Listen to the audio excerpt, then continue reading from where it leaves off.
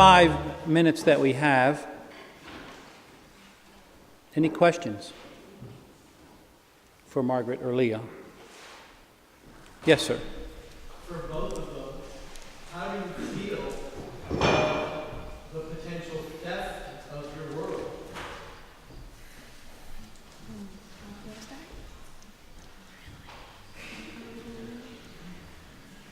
Personally, I don't think theft is the correct way to put it.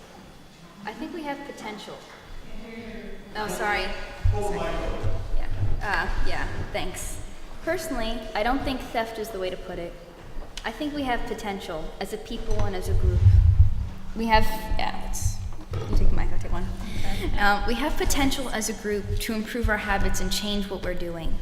It's not so much that our planet is being stolen from us as we've just learned something new. I mean, it took us a while to learn that we could have something better than horses. And I mean, there's disadvantages and there's pros. I mean, but it's all changing.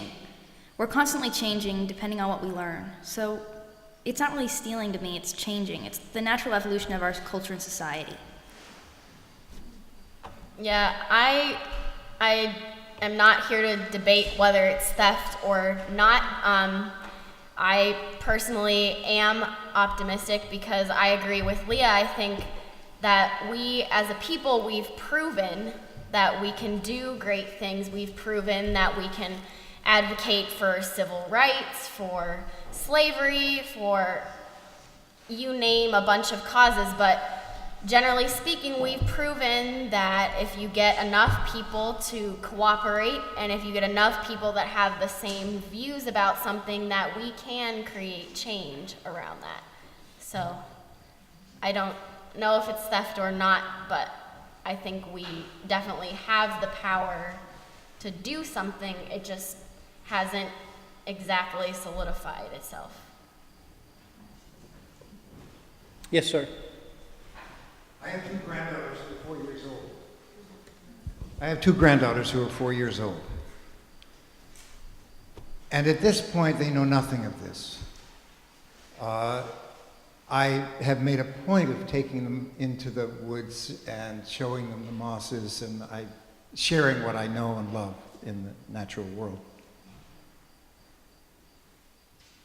And I don't know how to talk to them about the threat that the natural world is facing. They're only 4.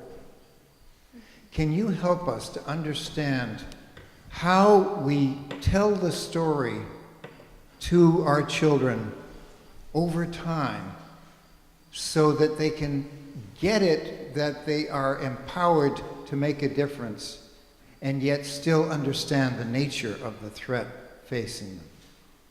Is that an okay question? Can you, how, how do we talk to a 4-year-old? How do we talk to a 5-year-old? How do we talk to an 8-year-old about the realities around us? I think the first step is a lot of what you said that you're doing is just taking children outside really at a really, really young age when they're just born and getting them outside, getting them to say things like, I appreciate nature, I really love being outside, things like that. I think that is the first step.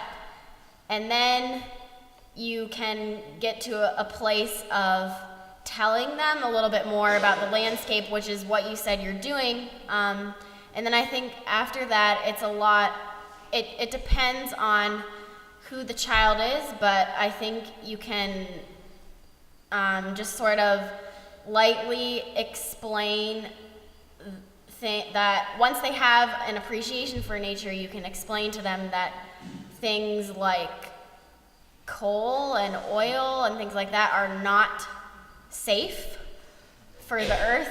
I know when I was working this summer, when I was having that conversation after I presented my Ecuador pictures to the kids, I said to them, would you, I know that they don't even know, they haven't seen the Amazon rainforest, but I just asked them, would you want that to be destroyed? And I think if if you put it that way, it doesn't necessarily mean that they need to have seen it firsthand, but I think that they'll believe you. They trust you because you've taken them outside and you've showed them this beautiful world, that if you frame it in a way that you're questioning them, and then I think they'll learn to appreciate, and they'll learn gradually that the earth is threatened and that they have the power to change that.